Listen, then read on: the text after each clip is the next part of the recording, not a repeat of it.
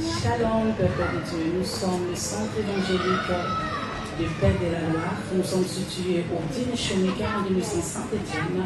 Nous nous retrouvons 3 fois dans la semaine, le lundi de 18h à 19h pour un culte d'intercession, le mercredi de 18h à 19h30 pour un culte d'enseignement. Laisse-moi vous poser cette question.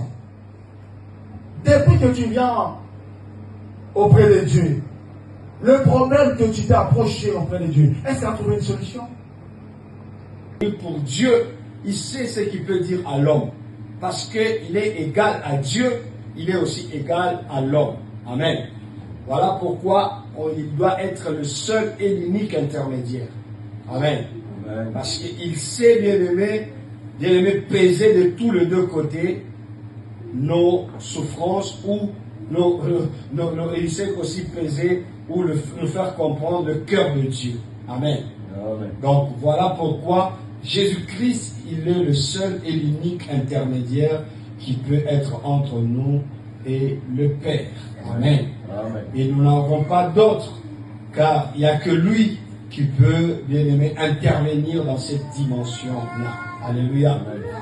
Et nous avons dit aussi, bien aimé, que celui-là, amen, on a dit, approchons-nous donc avec confiance du trône de la grâce. Pourquoi on parle de la grâce? Parce que c'est lui seul, bien-aimé, qui nous a accordé, bien-aimé, le pardon. Amen. Alléluia. Amen. Et en dehors de lui, il n'y a pas de pardon. Amen.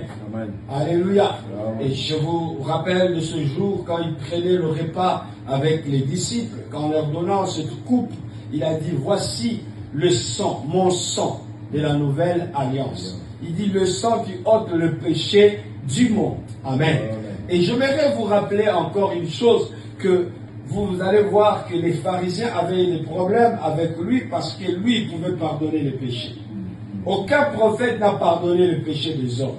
Mais il n'y a que lui, quand il est venu dans son ère. Vous savez, Christ, quand il est venu, il a révolutionné beaucoup de choses. Les dimanches, nous nous retrouvons dès 10h30 jusqu'à 13h pour un culte d'adoration.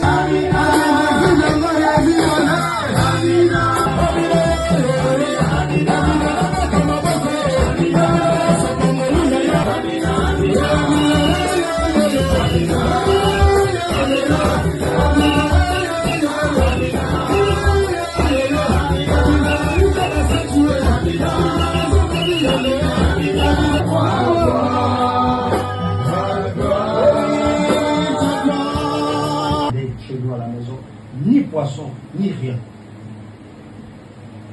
Mais ils s'étaient contentés de ce qu'ils avaient. Mais toi, tu ne te contentes pas. Tu vas encore t'endetter. Frère, dans la saison du semail, ne t'endette plus. Est-ce que je peux parler à quelqu'un? Amen. Parce que tu as semé, ne va pas t'endetter. Et il y a encore des gens qui vont s'endetter. Quand ils arrivent à s'endetter, c'est avec intérêt. On te demande maintenant, tu dois rembourser avec quoi? Intérêt. Et si moi je sais que tu es dans la saison de sécheresse, je monte encore un peu. Et je te mets dans les difficultés. Le jour où tu vas récolter, tu verras que c'est comme si tu as perdu encore un peu notre pouvoir. Amen. Alléluia. Alléluia. Est-ce qu'on peut acclamer le Seigneur?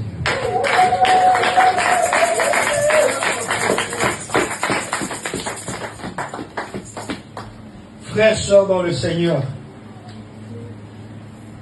comment célébrer nos victoires demain si nous ne savons pas nous contenter de cette saison de semaille? Cette saison où on doit s'aimer. Tu dois apprendre aussi à ta femme, à ton mari, papa, ce n'est pas la saison d'acheter des chaussures.